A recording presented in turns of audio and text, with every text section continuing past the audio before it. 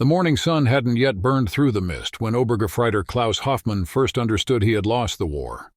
Not in the moment his hands rose above the trench near Normandy, fingers trembling as he lifted them toward the gray June sky while American boots crunched closer through the shattered hedgerow. Not during the Atlantic crossing, pressed shoulder to shoulder with 300 other gray-faced men in a transport hold that smelled of sweat and fear and the salt spray that penetrated every crack in the Liberty ship's hull.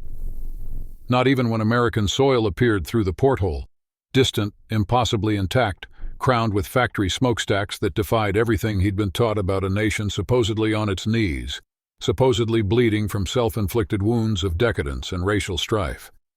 No, Klaus understood defeat, truly understood it in his bones, when an American guard casually lit a cigarette at Camp Aliceville, Alabama, smoked it halfway down while reading a tattered magazine, and then flicked it, still burning, still perfectly smokable, into the red Alabama dirt like it was trash. 3 years fighting with the Africa Corps had taught Klaus Hoffman the true value of tobacco. He'd learned to smoke butts down until the heat scorched his fingertips, until the paper turned to ash against his calloused skin. He'd collected half-burned stubs from officers who could afford to waste that final centimeter, re-rolled them with strips of newspaper or whatever paper could be scavenged, traded precious bread rations for a few desperate drags that might calm his nerves for an hour. Back home in Hamburg, his mother wrote letters in careful, censored language describing how a single cigarette now commanded black market prices that would have bought a week's groceries before the war began, how his father, a shipyard foreman, had taken up smoking dried leaves wrapped in newsprint because real tobacco had become a memory. And this American, this boy who looked younger than Klaus felt at 26, this guard whose uniform was clean and pressed and whose belly suggested he'd never missed a meal, had just thrown away more tobacco than a Wehrmacht soldier might see in a month. Klaus watched the cigarette smolder in the dirt. Old habits died hard.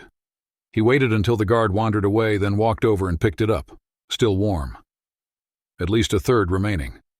He brushed off the red clay and tucked it carefully into his pocket, a treasure more valuable than the 80 cents he'd earned that day picking cotton under the Alabama sun.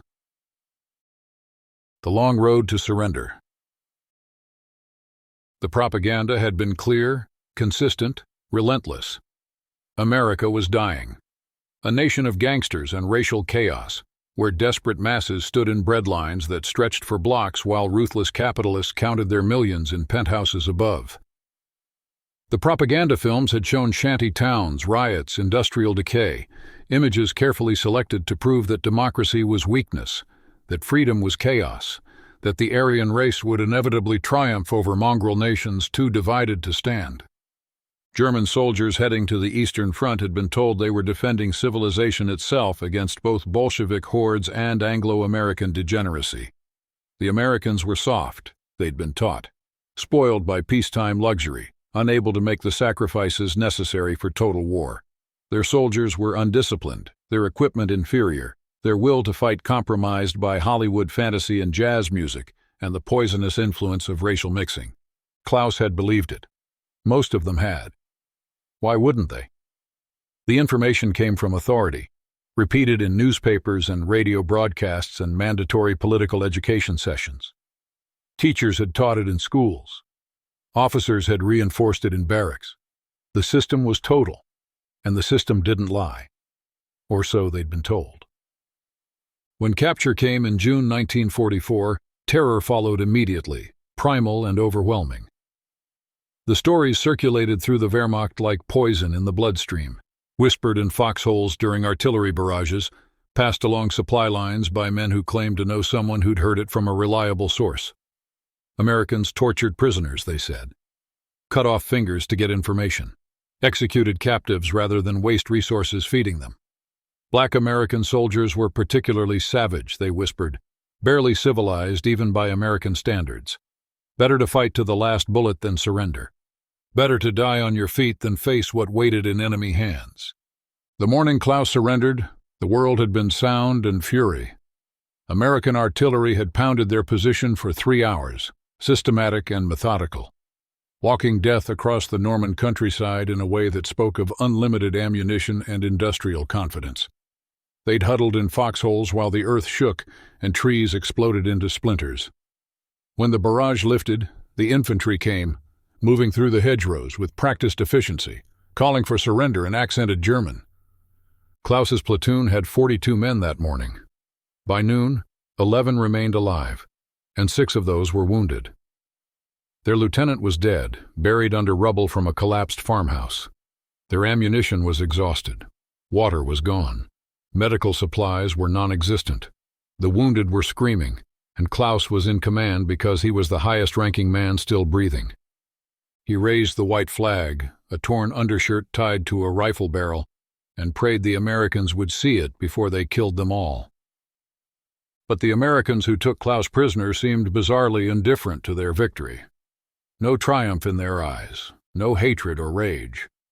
They processed the captured Germans with mechanical efficiency, searched them thoroughly but without violence, recorded names and ranks on clipboards, provided water from canteens that seemed bottomless. No beatings, no interrogations with fists and rifle butts, no summary executions, just paperwork and pointing fingers directing exhausted men into columns that would march to collection points, then trucks, then ships. One American medic, a corporal from somewhere called Ohio, even bandaged Klaus's leg where shrapnel had torn through his calf 3 days earlier. The wound had festered, turned ugly with infection. Klaus had assumed he'd lose the leg or die from blood poisoning. The medic cleaned it, applied sulfa powder, wrapped it properly, and moved on to the next man without a word. No gloating, no commentary. Just professional care for an enemy who'd been trying to kill Americans hours earlier. Crossing to the unknown. The Atlantic crossing took 2 weeks aboard a Liberty ship that had carried tanks and ammunition eastward and now carried human cargo westward. Klaus and 300 other prisoners were packed into the hold, not comfortably, but not inhumanely either. Space enough to sit, air enough to breathe, buckets for sanitation, armed guards at every access point, but guards who seemed more bored than aggressive. They existed in a state of suspended dread. Conversations were whispered, speculation endless. What awaited them in America? Labor camps in frozen wilderness, mines where prisoners worked until they dropped, execution facilities disguised as hospitals. Nobody knew, and fear filled the vacuum where knowledge should have been. The meals, though, proved confusing from the first day. Twice daily, guards distributed rations that exceeded what Klaus had eaten as a frontline soldier. White bread, not the dense, dark Schwarzbrot that had been standard in Germany for years, but soft white bread with actual texture and flavor. Canned meat that was recognizable as meat, not the mystery paste that had filled Wehrmacht rations. Coffee that was real coffee, not the chicory and acorn substitute that had become standard in Germany by 1943. Soup with vegetables floating in it. Biscuits that weren't infested with weevils. "They're fattening us for something," muttered Hauptmann Weber, an officer from the 352nd Infantry Division who'd been captured near Cherbourg when the port finally fell. Weber was old Army, a veteran of the Great War who'd re-enlisted when Hitler called. He sat in the corner of the hold, proud and bitter, maintaining his dignity through sheer force of will. "Making us healthy enough for forced labor in their mines. They need strong backs to dig their coal and ore. Can't work us to death if we're already half dead." Klaus didn't argue, but he kept thinking about that bread. Soft white, with butter melting into its texture, actual butter, creamy and yellow and impossible. He hadn't seen real butter in 18 months. In Germany, butter had vanished first from civilian markets, then from military rations, replaced by margarine that tasted like flavored wax, then by nothing at all. And here, on a prison ship, they were spreading butter on bread like it was 1938 again, like the war had never happened, like scarcity was a choice rather than reality. The other prisoners noticed too, though few spoke openly about it. They ate every crumb, licked their plates clean, and carefully avoided eye contact with each other while doing so. Shame mixed with hunger. Relief mixed with guilt. Every mouthful was a betrayal of the family starving back home, yet nobody could stop eating. At night, pressed together in the darkness, Klaus heard men crying. Some called out in their sleep, reaching for wives and mothers who existed thousands of miles away in cities that might already be rubble. Others prayed in whispers to a god who seemed to have abandoned Europe entirely. A few sang quietly, old folk songs about mountains and forests and a Germany that perhaps had never really existed outside of propaganda and longing. First glimpse of the enemy's homeland. When the American coastline materialized through morning fog, Klaus pressed against the porthole with dozens of other prisoners, straining for a view of the nation that had defeated them. What emerged from the mist looked nothing like the propaganda images. No bomb damage, no ruins, no desperate crowds or evidence of social collapse. Instead, a harbor bustled with activity, cranes moving cargo, ships lined up for berth, warehouses stacked with goods. Behind the docks, the city rose intact and thriving, buildings with windows that still had glass, streets that weren't cratered, infrastructure that functioned, civilian cars, actual private automobiles, moving through traffic alongside military vehicles. It was wrong. All of it. This wasn't how a nation at war was supposed to look. This was how a nation at peace looked, prosperous and confident and utterly untouched by the devastation consuming Europe. "It's a trick," someone whispered behind Klaus. "They've brought us to a special city, undamaged, to demoralize us. The rest of the country must be suffering like Germany." But Klaus suspected otherwise. The American guards were too casual, too comfortable. They moved like men who knew they were winning, who believed in ultimate victory not as hope, but as certainty. They joked with each other, shared cigarettes freely, talked about baseball games and movie stars and concerns that had nothing to do with survival. These weren't men fighting desperately to save their nation. These were men doing a job they found mildly inconvenient. The train journey from the coast to Alabama took 2 days. Guards allowed prisoners to look through windows, perhaps because they knew what those windows would reveal. Klaus watched America roll past, and with every mile his understanding of the war shifted like tectonic plates grinding against each other. Farms that stretched to the horizon, fields green with crops, barns painted red and white. Small towns with shops that had displays in their windows, clothing, tools, radios, things for sale to civilians who apparently had money to buy them. Factories with smoke rising from stacks operating at full capacity. Churches with intact steeples. Schools where children played in yards, healthy and well-fed and unconcerned with air raid sirens. Billboards advertised consumer products. Coca-Cola. Drink ice-cold Coca-Cola. Lucky Strike cigarettes. Lucky Strike means fine tobacco. Refrigerators, automobiles, Hollywood films. Products that weren't weapons, weren't rations, weren't anything to do with the war effort. Luxury items for civilian consumption. As if the nation could afford to think about comfort while simultaneously fighting enemies across 2 oceans. The other prisoners saw it too. Conversations died as they stared through windows at a reality that contradicted everything they'd been taught. A few men turned away, unable to process the cognitive dissonance. Others pressed closer to the glass, hungry for information that might explain how Germany had ended up fighting an enemy with such overwhelming material advantage. Welcome to Camp Aliceville. Camp Aliceville, Alabama, materialized through morning fog in October 1943. A sprawling complex covering more than 800 acres of red clay and pine forest. Wooden barracks stretched in neat rows, each painted the same drab green, each surrounded by carefully maintained grounds. Guard towers punctuated the perimeter at regular intervals, manned by soldiers who looked almost bored with their duty. Barbed wire fences defined boundaries, but the overall impression was less prison than military installation. 400 German prisoners had arrived on the first transport in June 1943. Captured Afrika Korps soldiers still wearing the tan uniforms of desert warfare, blinking in confusion at the Alabama humidity that felt nothing like North Africa's dry heat. By late 1943, the population had swelled to several thousand. Eventually, Camp Aliceville would house up to 6,000 German POWs, making it one of the largest prisoner facilities in the United States.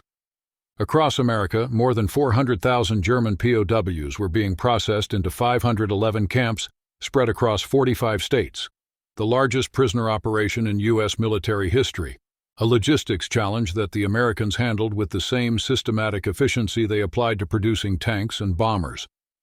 The Geneva Convention of 1929 mandated specific treatment standards, and the United States took those mandates seriously, partly from genuine humanitarian concern, partly from pragmatic recognition that good treatment of German prisoners might encourage Germany to treat American POWs decently in return. Prisoners were to receive quarters comparable to the capturing nation's own military. They were to be fed rations equivalent to those provided to soldiers of similar rank.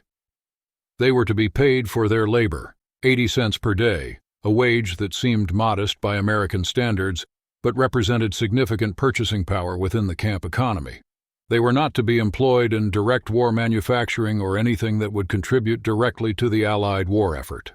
Klaus didn't know these details yet as he marched through the gates, boots crunching on gravel paths, guards flanking the column with rifles held casually across their chests.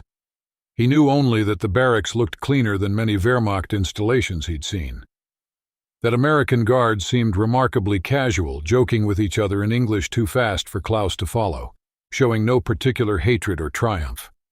That the camp had a strange orderliness to it, an efficiency that spoke of resources and organization beyond anything Germany had managed even in peacetime. Processing took hours. Name, rank, serial number repeated endlessly to bored clerks who typed information onto forms in triplicate.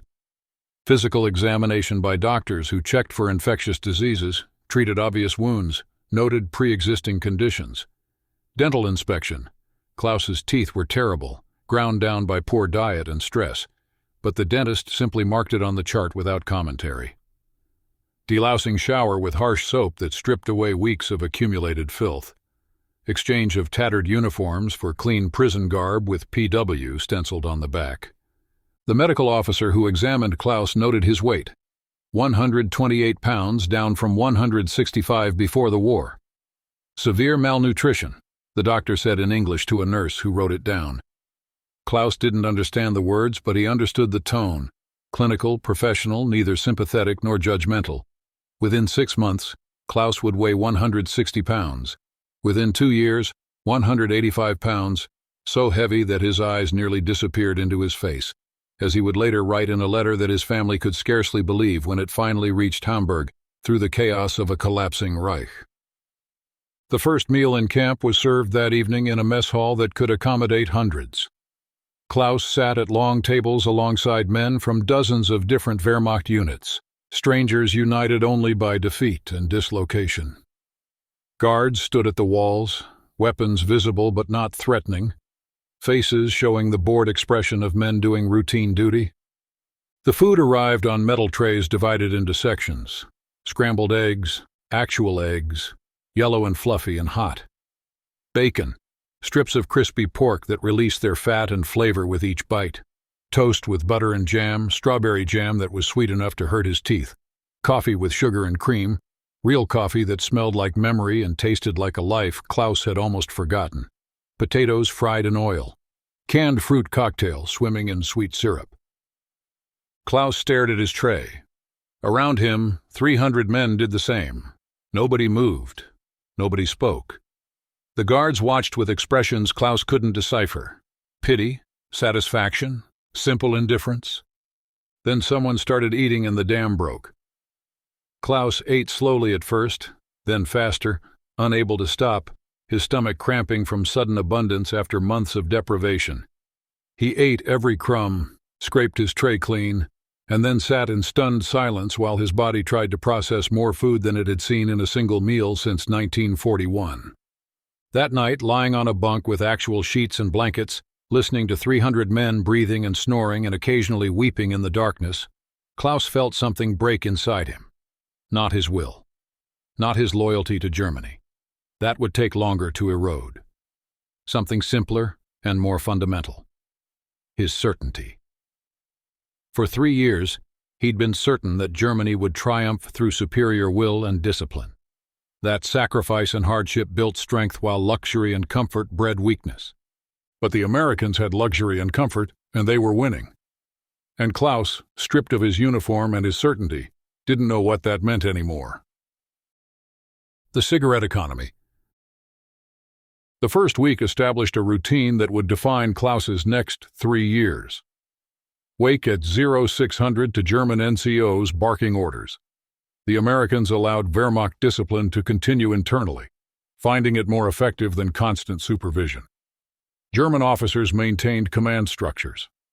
German sergeants conducted roll calls. German military protocols governed behavior within barracks. The Americans oversaw the system but largely let Germans police themselves, a recognition that professional soldiers would maintain order more effectively than foreign guards who didn't speak the language and didn't understand the culture. Roll call beneath watchtowers, prisoners counting off in formation, guards verifying numbers against clipboards. Breakfast in the mess hall, always abundant, always more food than seemed necessary. Work assignments distributed by German work detail leaders. Some men would harvest crops on nearby farms, others would cut timber in forests, still others would work on road construction or building maintenance. All labor was compensated with those modest wages credited to individual camp accounts. The work was agricultural primarily, picking cotton under the Alabama sun, harvesting vegetables, loading trucks with produce destined for civilian markets or military commissaries. Hard labor certainly, but nothing compared to combat. No shells screaming overhead without warning. No frozen nights in foxholes where men lost toes to frostbite. No dysentery from contaminated water. No watching friends torn apart by machine gun fire or crushed under tank treads. Just fields and sun and regular meals and the strange peace of knowing that today, at least, nobody would try to kill you. After work, prisoners returned to camp for dinner, then evening hours relatively unstructured, allowing time for letters home, reading, sports, or socializing. The rhythm created a strange normalcy, a routine existence that felt surreal to men who had known only chaos and violence for years. On the third day, Klaus noticed the camp canteen, a small building near the administrative offices, unremarkable except for the prisoners flowing in and out with the excitement of children visiting a candy store. Klaus followed them inside and stopped, unable to process what he was seeing. Shelves stocked with items that seemed transplanted from a dream or memory. Hershey's chocolate bars in brown wrappers, Coca-Cola in green glass bottles, candy, hard candies, chewing gum, toffee, things that existed purely to taste good. Razor blades and shaving cream, writing paper and pencils, soap that smelled of lavender, magazines with colorful covers showing movie stars and athletes, playing cards, harmonicas, sewing kits, and cigarettes, cartons of them, stacked floor to ceiling, organized by brand, available in quantities that would have supplied an entire Wehrmacht company for a month. Camel, the package showing a dromedary in front of pyramids, exotic and somehow comforting. Lucky Strike in their distinctive white package with the red circle, the slogan LS/MFT, meaning something Klaus didn't understand but had heard referred to American tobacco's supposed superiority. Chesterfield with their white and red design, Philip Morris.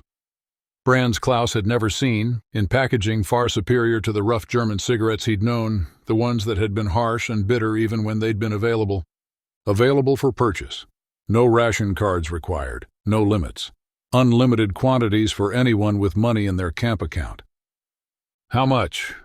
Klaus asked the guard managing the canteen, a corporal from Georgia, who spoke passable German learned from a grandmother who'd immigrated before the Great War. 10 cents a pack. Carton for $1. Klaus did the mathematics. His monthly labor wage was $24. He could afford 240 packs of cigarettes. 240. In Germany, a single cigarette commanded black market prices equivalent to a week's wages for many workers. His mother's letters had described people trading family heirlooms for a handful of cigarettes. And here, in a prison camp, he could buy them by the carton like groceries. "Is there a limit?" Klaus asked, certain there must be some catch, some restriction. The guard looked confused by the question. "Limit? Nah. Buy what you want. We get fresh shipments every week. Running low on Camels right now, but more coming Thursday." Klaus bought a pack of Lucky Strikes. 10 cents. He counted the cigarettes inside. 20. 20 cigarettes for what he'd earn in 3 hours of picking cotton. He had handled grenades that felt less dangerous than this package. This proof that everything he'd been taught was lies. That evening, Klaus smoked his first American cigarette. He sat outside his barracks in the warm Alabama dusk, watching fireflies drift through the air, and lit up with hands that shook slightly. Smooth. That was the first thing he noticed. Not harsh or bitter like German military rations, not scratchy like the dried leaves and substitutes that had become common. Smooth. Fresh. The tobacco rich and satisfying in ways Klaus had forgotten tobacco could be. The paper didn't taste like chemicals. The draw was even, consistent, easy. He smoked it down to a proper stub. Habit born from years of scarcity couldn't be abandoned in a week. Then he carefully extinguished it and saved the remaining half-inch for later, tucking it behind his ear like he'd done 1,000 times before. The American guard in the next tower was smoking too. Klaus watched him light a Camel, take 3 or 4 long drags while reading a magazine, then casually drop it to the ground and crush it under his boot. A cigarette barely smoked, 2/3 of it wasted, thrown away like garbage. Klaus felt something twist in his chest, not quite anger, not quite grief. Something between them, something that tasted like betrayal even though he couldn't have said who had betrayed whom. He waited until the guard moved on, walking his patrol route around the perimeter. Then Klaus walked over to where the cigarette had fallen. It was still there, crushed but recoverable, perhaps a third remaining. He picked it up, brushed off the red Alabama clay, and tucked it carefully into his pocket alongside his own saved stub. Old habits died hard. Scarcity thinking didn't vanish just because abundance surrounded you. Klaus would collect discarded cigarettes for months before he finally accepted that the supply truly was endless, that the Americans genuinely didn't care about waste, that this casual disposal of half-smoked tobacco was normal here rather than outrageous. The mathematics of defeat. It took months for Klaus and his fellow prisoners to piece together the full picture. Information came in fragments. Overheard conversations between guards, articles from Der Ruf, the German-language newspaper created for and partly by POWs, carefully edited to promote democratic ideas while still providing news and entertainment, observations during work details that took them outside camp boundaries into interaction with American civilians, letters from home that described worsening conditions in increasingly desperate language. The numbers, when Klaus finally understood them, were staggering. They represented not just statistics, but the mathematical proof of Germany's inevitable defeat. American per capita cigarette consumption in 1940 stood at 1,976 cigarettes annually, roughly 5.5 cigarettes per person per day across the entire population.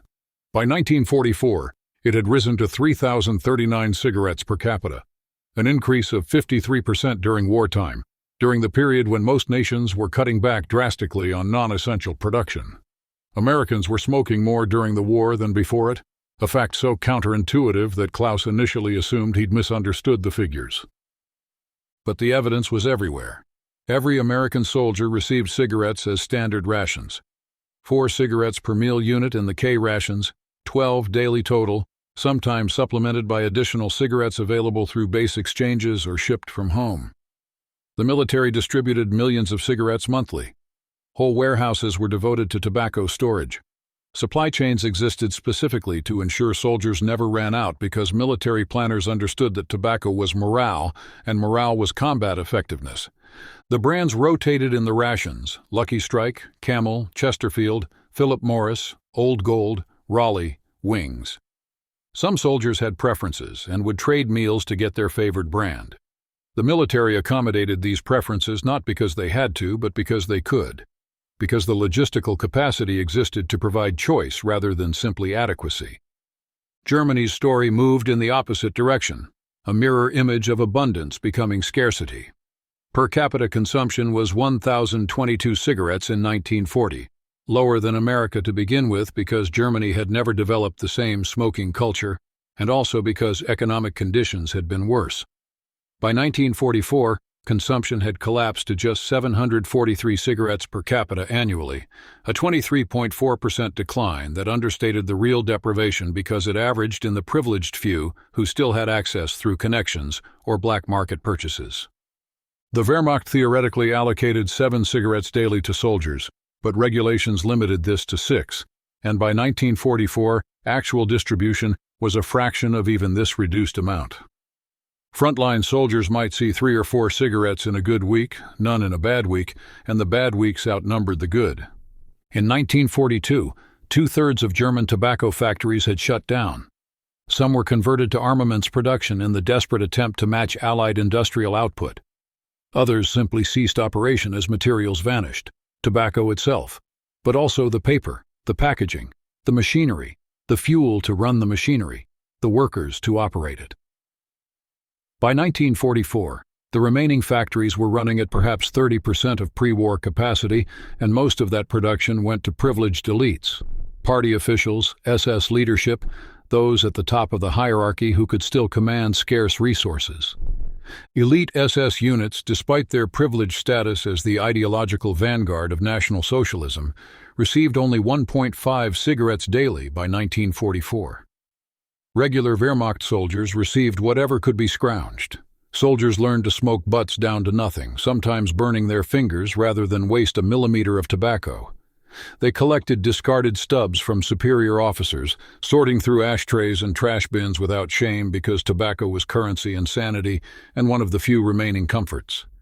They re-rolled scraps into thin cigarettes using newspaper, which was itself increasingly scarce as paper production collapsed, or toilet paper, or pages torn from books. They traded precious food rations for a few moments of nicotine relief, trading nutrition for the mental escape that smoking provided. Back home, civilians faced even worse shortages. A single cigarette could command prices on the black market that would buy a meal. Families hoarded tobacco like gold or jewelry. Women would prostitute themselves for a pack of cigarettes. Children learned to steal butts from the street, to watch for adults who might drop a partially smoked cigarette, to scavenge in bombed buildings where sometimes cigarettes could be found in the rubble. The shortage became so severe that ersatz cigarettes made from dried leaves, bark, or other plant materials became common. They were harsh, bitter, provided little satisfaction, and sometimes made smokers sick, but they were better than nothing, and nothing was the alternative. Yet here in Alabama, in a prison camp, Klaus could buy unlimited cigarettes at prices that seemed absurdly low. A month's wages bought more tobacco than a German soldier might see in a year. The arithmetic was simple, brutal, undeniable. "We believed sacrifice was strength," General Walter Model wrote in an assessment completed shortly before his suicide in April 1945, when the Reich was collapsing and he faced capture by Soviet forces. That deprivation built character, that comfort was weakness, that endurance meant going without. The Americans proved the opposite. Their soldiers fought harder knowing comfort waited. They were brave not despite their luxury but because of it. Our soldiers surrendered knowing only more deprivation awaited.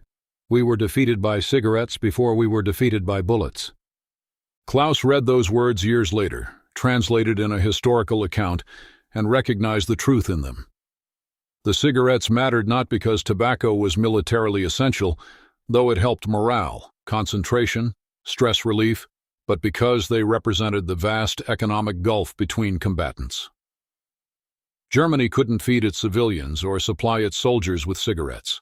America could fight wars on multiple continents, maintain domestic prosperity, and still provide luxury items to enemy prisoners. The cigarettes, Klaus came to understand, were a weapon, perhaps the most effective weapon America deployed, because they couldn't be defended against or shot down or evaded. Every cigarette was proof. Every carton was evidence. Every discarded butt demonstrated power more effectively than any artillery barrage. The chewing gum mystery. 3 months into captivity, on a cool November evening, an American guard offered Klaus something he'd never seen before. A small wrapped rectangle, perhaps 1.5 inches long, half an inch wide, the colorful packaging proclaiming Wrigley Spearmint in cheerful green and white letters decorated with arrows and patriotic imagery. "Gum," the guard said, making exaggerated chewing motions with his jaw, working an imaginary substance between his teeth. "Try it. You'll like it." Klaus accepted the offered stick with the caution of a man who'd learned that appearances could deceive. He unwrapped it carefully, noting the waxy paper wrapper and the thin stick of gray-white substance inside. It smelled sweet, minty, almost medicinal. He placed it in his mouth, expecting it to dissolve like a hard candy or mint. Instead, the substance softened as he chewed. The sweetness remained, released gradually rather than all at once. The minty flavor intensified, cooled his mouth, made his breath feel fresh. But the gum itself didn't disappear. It remained elastic, pliable, refusing to break down or be swallowed. He chewed for a minute, 2 minutes, 5 minutes, 10. The flavor persisted, though it weakened slightly. The gum remained, eternally chewable, never dissolving, never meant to be consumed. "What is this for?"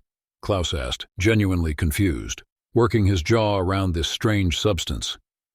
"Is it medicine?" The guard shrugged, smiled slightly. "Tastes good. Keeps your mouth fresh. Helps you focus. Passes the time. That's all. Just enjoy it." Klaus continued chewing, wrestling with the philosophical implications of what he was experiencing. In Germany, everything served a clear practical purpose. Food provided calories and nutrition. You ate to survive, to fuel your body for work or combat. Tools accomplished specific tasks.